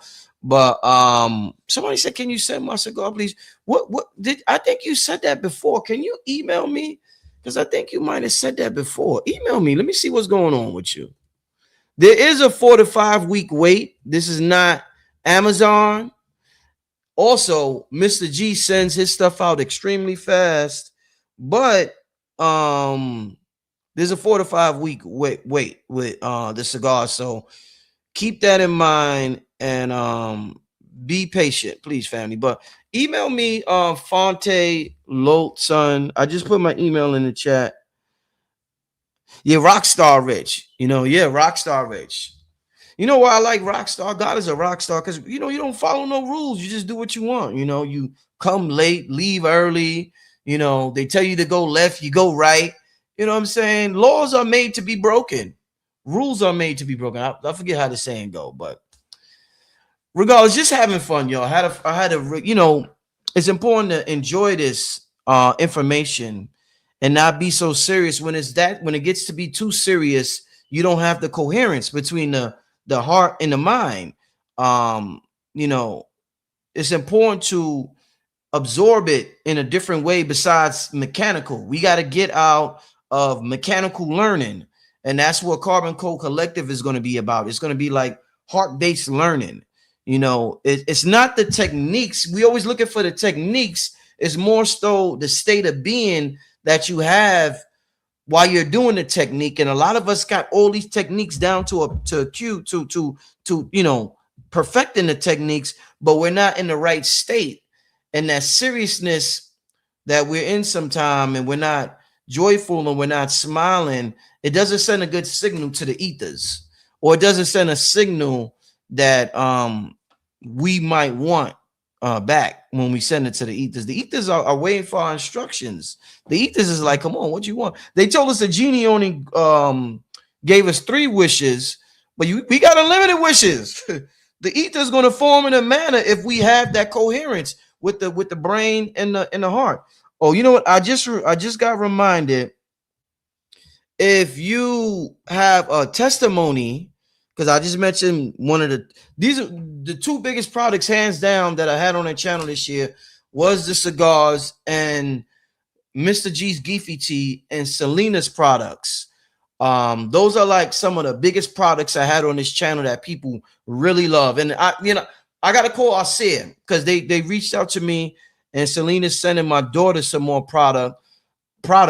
So I'm gonna have Arcia on the show soon. I got to get the brother a call. So shout out to that brother. But I want some testimonials. I got some testimonials. I want some testimonials, and I want y'all to send them. If y'all got some from the Geefy Tea or the cigars, y'all can send them to this email. Let me write it down for y'all real quick because I'm about to get out of here.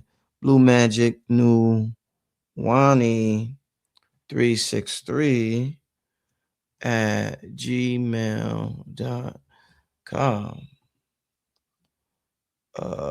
Yeah, if you have some testimonials, some cigar testimonials, like I got some elders who have arthritis and who have pain, and it really helps them with the pain.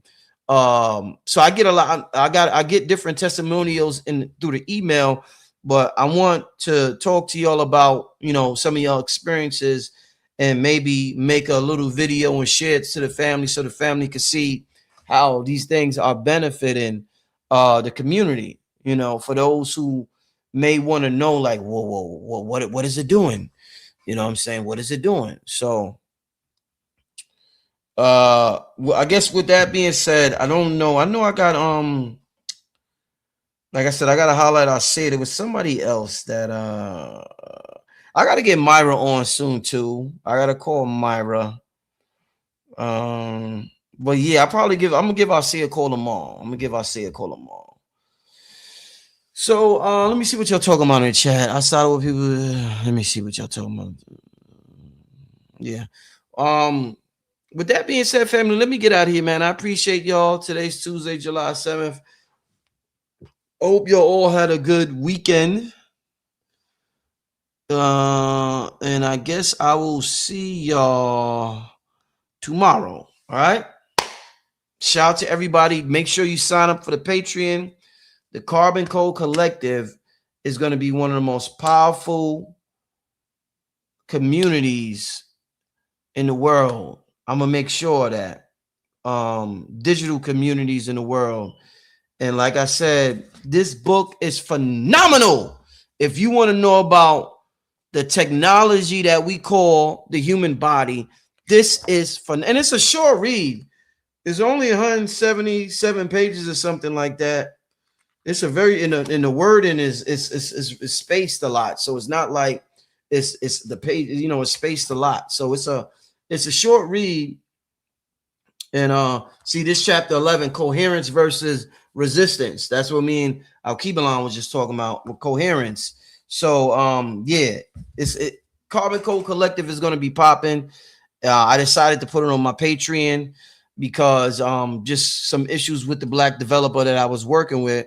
Somebody said I need the link for the drink, Mr. G. I shared it earlier. Let me share it again.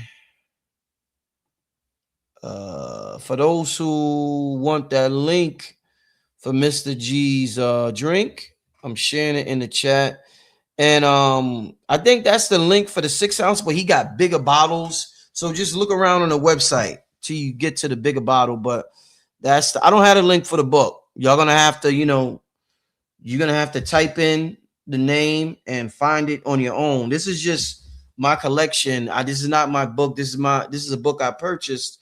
And yeah, it's one of the it's essential for us who want to even if you know most of it in the book, the way the author writes it, it definitely does something to you. It definitely does something to your DNA, and it's a good reminder, and it's definitely effective. It's a different level of learning.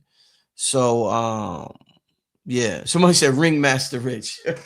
Ringmaster, that's an interesting one. Ringmaster Rich.